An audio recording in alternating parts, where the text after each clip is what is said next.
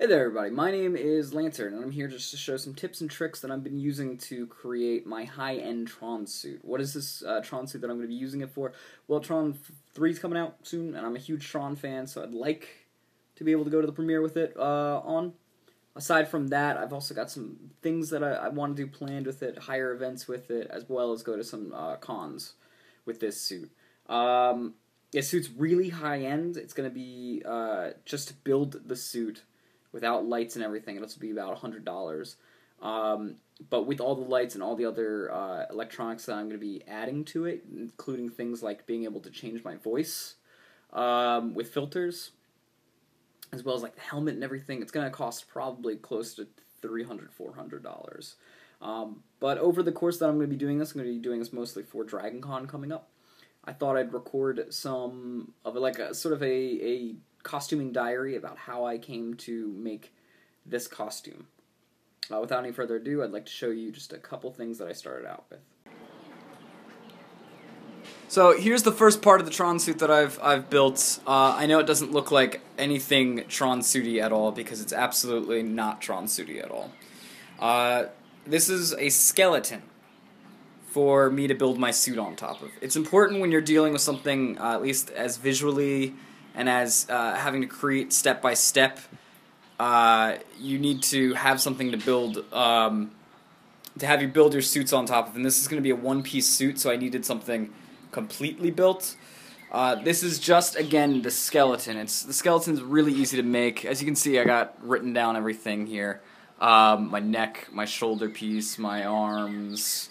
And the way to build this is actually pretty simple. This is just PVC pipe.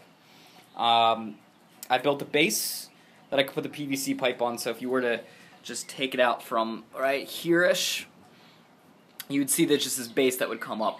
And then this is where the feet would come down here into the base. So pretty much everything can be displayed on here with the exception of the base, or the exception of the feet. The cool thing about having this is that you can actually keep your suit up in this, so you don't have to worry about it breaking or wrinkling or like getting stretched and pulled. So if you wanted just to keep it on display in your house, you can. How did I build it? Well, it's pretty simple. You're going to need to actually measure out your body here in order to do it.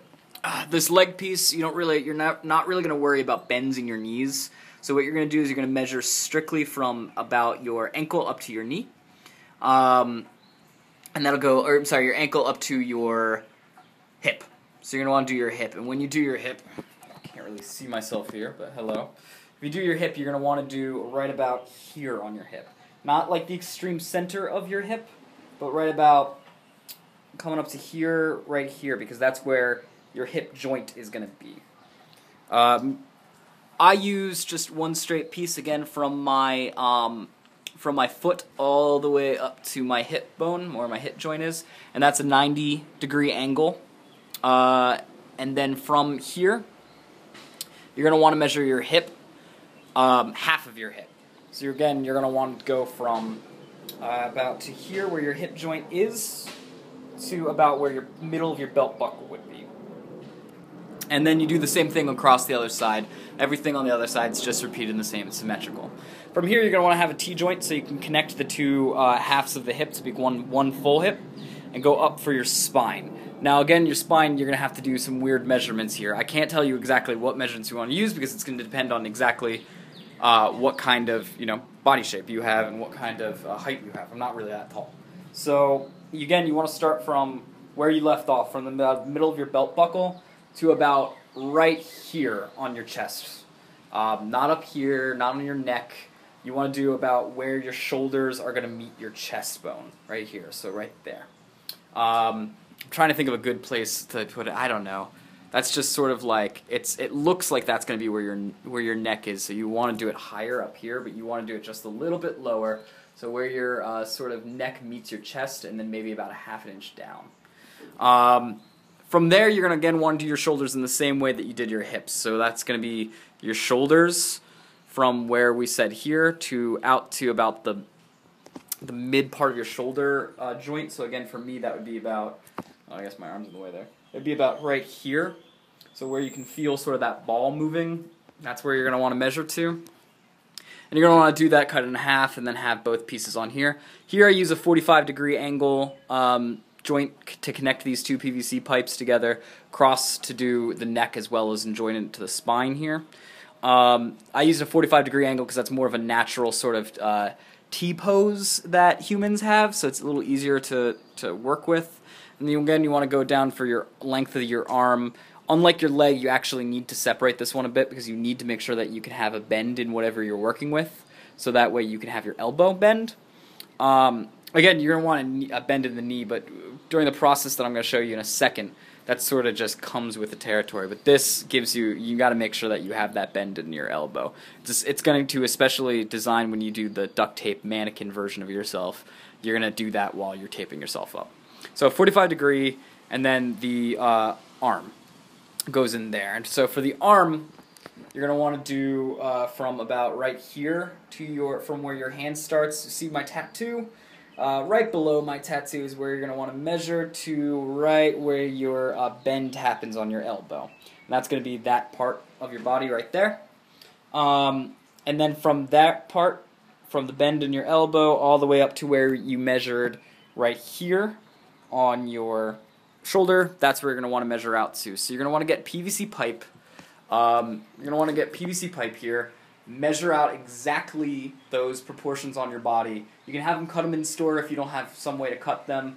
I suggest getting some way to cut them. There's a lot of sort of just actually not knives, but sort of scissors that are meant to cut PVC pipe.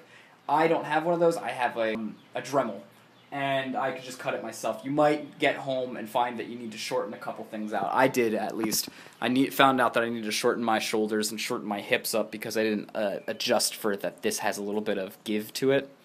So it just added a little bit too much to it, so I had to cut some stuff down. And again, for your neck, that's a really simple one. That's, again, from where your chest is right here where we measured up to about right underneath your chin. You're going to want to put it there. And that's the skeleton. So you want to make this skeleton. The base is something that you're going to want to attach to the feet. The base can be sort of more uniform because luckily with this joint into this joint, you can, if you need it to be wider, you can pop that out more that way or push it more this way if you need it to be. But what I did was I basically measured 1 foot on each of these pieces are 1 feet. So there are 6 1-foot pieces in here. And then I just used a 90-degree angle piece. A T piece is where that is on to right now. And you can just connect it, you can just build it, and then connect the feet onto it. This is the next step that you want to build into. This is going to be for my girlfriend's suit. And I've got this one a little bit more pushed and out than the other one. The skeleton you saw was my skeleton. This one is her skeleton plus duct tape mannequin. We encountered a problem, which was that we needed things to be form fit because we're going to be using a Suba scoop on top of it.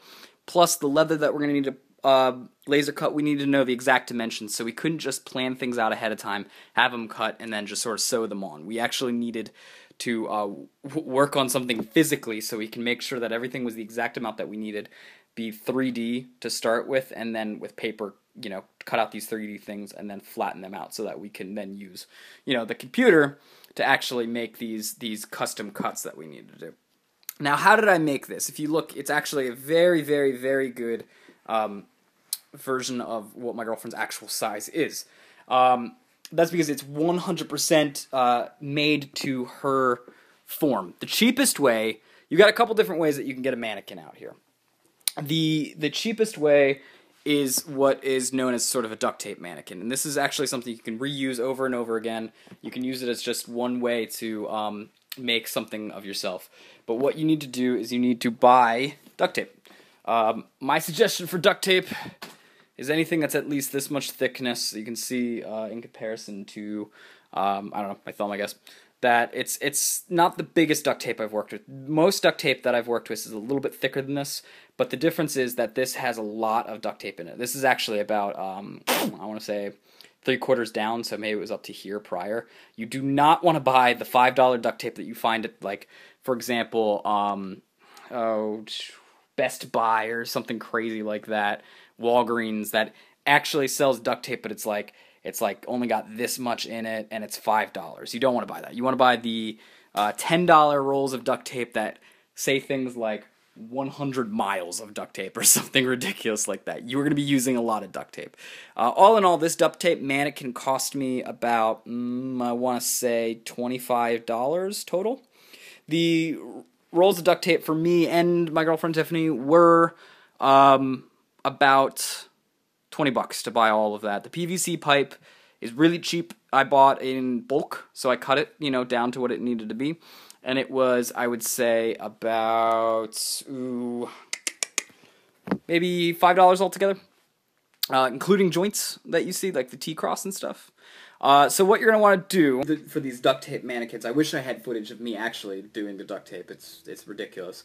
But for the fact of the matter that you're not wearing very much clothing when you're doing it, and when you're getting cut out, you've got even less on, couldn't air that on YouTube. But what you want to do is... some people will suggest when you do a duct tape mannequin, get extra sweatpants or some kind of shirt that long sleeve shirt, maybe a sweater that you're never going to wear again. Go ahead and start duct taping. That's not what you're going to want to do. What you would really want to do is, and as much as I hate to say it for guys who are watching, you need to buy like tights. They don't have to be expensive. They can be just like sort of the almost stockings that girls can buy, just as long as they're the ones that are like full stockings. Because you want to have your entire body covered. You want to make sure that the duct tape again, if you're a guy like me, concern is ripping hair out, that you're not going to have your hair poke through and get ripped out with this duct tape. But you're going to want to buy like full body, not full body stockings, but at least the stockings that go up to here, or tights. You want to get what I found was on Target on sale, there was some long sleeve t-shirts that were or long sleeve shirts that were on sale, but they were the very thin sort of night PJ material, and that's exactly what you want to do. The thinner, the better. You want to make sure that your hair doesn't poke out of it, but the thinner the better, and you want to wear it. And the first thing you're going to do is you're going to duct tape your joints. So you're going to duct tape out right here. Make sure that the shirt doesn't slip on you. Then you're going to want to duct tape here to make sure the shirt doesn't slip on you. You're going to want to duct tape your pants right there. You're going to want to duct tape. And then right at your ankles, like at the lowest part that you can possibly do of your ankles. It would be even better if you have some of these stockings that actually cover your feet as well. So then you don't really need to worry about it too much, but you still need to start the duct tape there. And then you want to duct tape the collar, just to make sure that it won't move on you. And then if you've got a separate shirt and pants, you can buy these full body stockings, but if you've got a separate one like I did, that you duct tape those together. Once you're done doing that, you just go around, I'd suggest at the leg first. Also, suggestions, if you have the window closed so that no one can see you, make sure that you open up the window so that you can get an airflow, or turn on the air conditioning onto super cold. It might feel cold at first, but as soon as your full body is covered in duct tape, it is not going to feel cold anymore. It's going to feel like kind of hot. Then you're going to want to start probably at the feet and just slowly duct tape up. The easiest way I found to duct tape someone completely is to rip strips out. Now I'm not talking short strips like this. I'm talking really, really long strips, so like maybe 2-3 feet, and then rip those off. Go around and just almost one piece around, and then just layer it up like that. So it should almost look like kind of like this is what you want to do. And just go up the body. Now another couple tips that you're going to need to worry about is the curves. Now straight stuff's pretty easy. Legs, when you're duct taping like that, that's fine. But you're going to hit some curves that you're going to need to hold on to for your costume. This is a little bit less important if you're doing something like armor, putting armor on top of this mannequin, because then you're just building stuff on top of it. But if you are, for example, doing a more scantily clad cosplay for like a lady, you want to make sure that you have your proportions down a lot closer than it would be normally. So for example, things like that everyone needs to worry about is your kneecaps. Your kneecaps have to have a bend to them. Your kneecaps have to have a little bit of something to put things on top of. So you want to make sure that when you're standing that you're not locking your knees, because then it's harder to get your kneecaps in there. But also when you're duct taping, you want to actually maybe duct tape into sort of a diamond shape around the knee first, and then duct tape like that, so that way you're getting the knee proportion correctly. You get to the buttocks, you need to worry about that as well. Something that I did was I did one leg and then one leg, and I did it up to literally the curve of where the leg comes up to about here, so where the hip bone comes into, and then I would do sort of like, if you've ever seen people with wearing harnesses and how the duct tape, or how the straps will go down this way, that's what I did, and then sort of layered it, so that way, you still get the correct proportions for what you need. Worth noting, you can also wear, if you're a guy, a cup during this. You're never going to see that cup again, but you can wear a cup during that to have that if you want to do any of those kinds of proportions. Put it out there. And for ladies, I'd highly, highly, highly suggest that you not wear any underwear that you want to get back again. In fact, on that same topic, if you wanted to wear a bra, because you don't want to have exactly the same proportions that you've got normally, you want to put a bra into this mannequin so that it has that shape that you're looking for, that you are going to wear, I would buy a throwaway bra and do that. What you're going to want to do then is when you get taped up, again, hip bones are something that if you got a big hip, that you want to make sure that you tape around the hip to do. And anytime you hit a curve, you want to make sure that you outline the curve and then build on top of that curve. So that way you get the correct proportions. When you get to the chest, that becomes more important than anything. You actually want to do a T coming down across your chest like this prior to even putting any other tape on it. You want to make sure that you start from what would almost look like suspenders. You want to have, for guys, you want to basically make a suspender. You want to have something that comes up like this first and around your shoulders and then down across your back.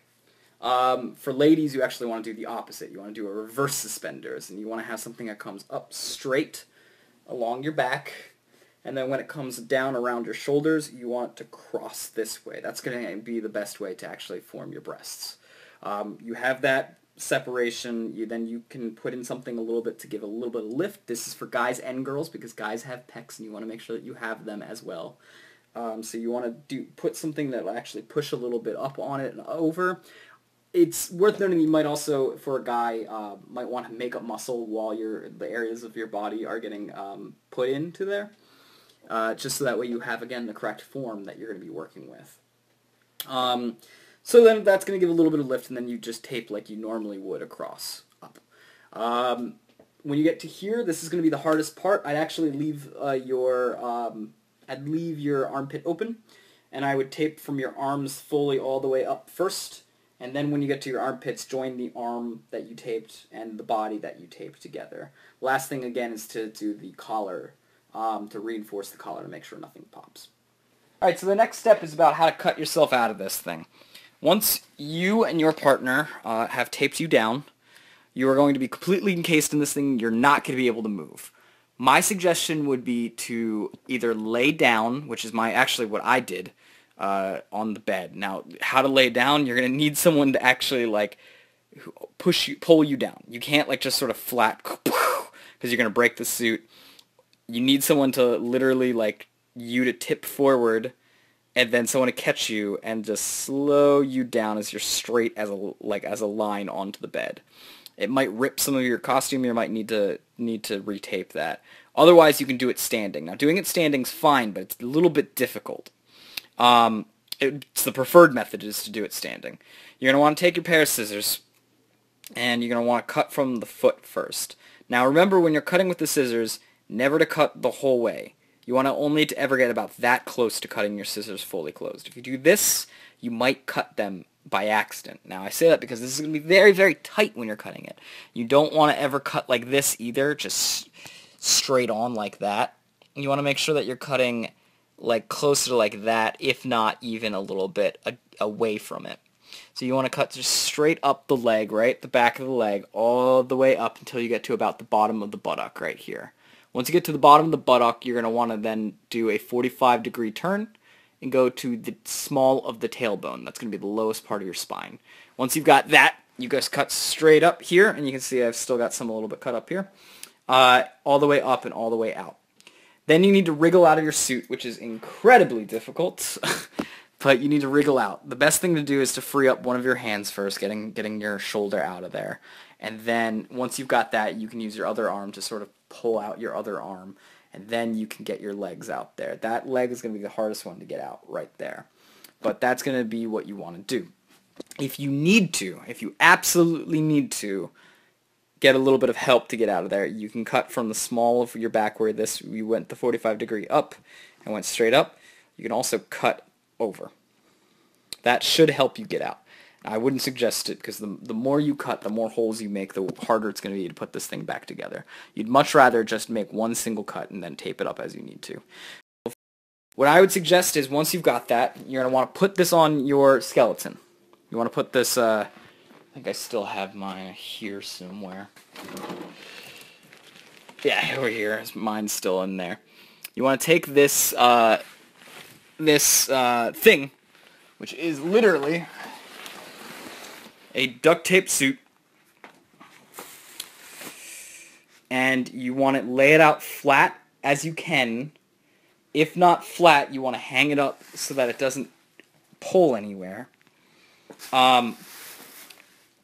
If you're going to wait for a while. If not, what you want to do is you want to put it on your skeleton, but you want to make sure that you don't pinch the sides at all.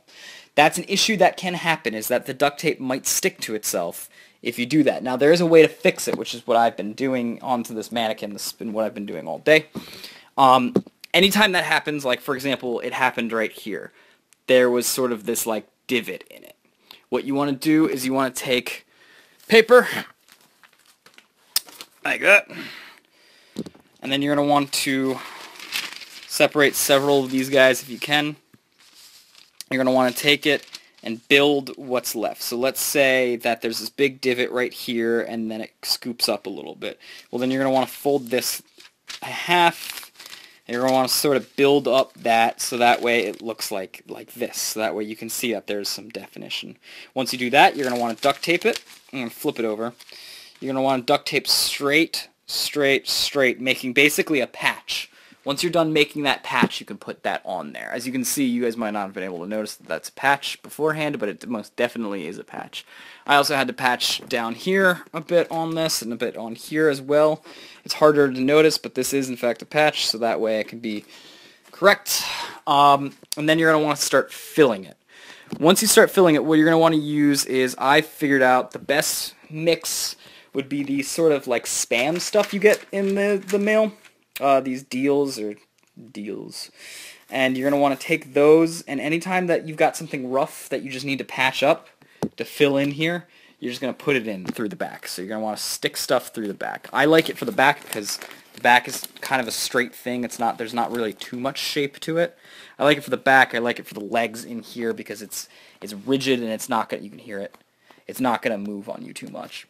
For anything that's like going to be needing more curves into it, so that's going to be including things like where your armpit is, for the like breast area, as well as like the buttock area, stuff that has more of a curve and that you need to be more careful with. What I do is I actually take these guys. I keep at Kroger or Pathmark, wherever you're going, just keep your shopping bags over time. Crumple them up like this, and then you can stuff them in. But the good thing is that when they get pressure put on them, they'll push out against it, and whatever curve the lining is made out of, it'll take that form without, being harsh and sticking like poking it out here. So you can see I've done a lot of that more towards the chest and back here. You can kind of tell, let me see if I can move this up here, but you can kind of tell that I've got a lot of it lining the front, but everything that's sort of pushing up against the spine, the bone, is paper. Alright, and that's how you build a duct tape mannequin. Now, I know I went over it pretty briefly, and I wish I could have broke it down, but I didn't have the idea to make this sort of diary until now.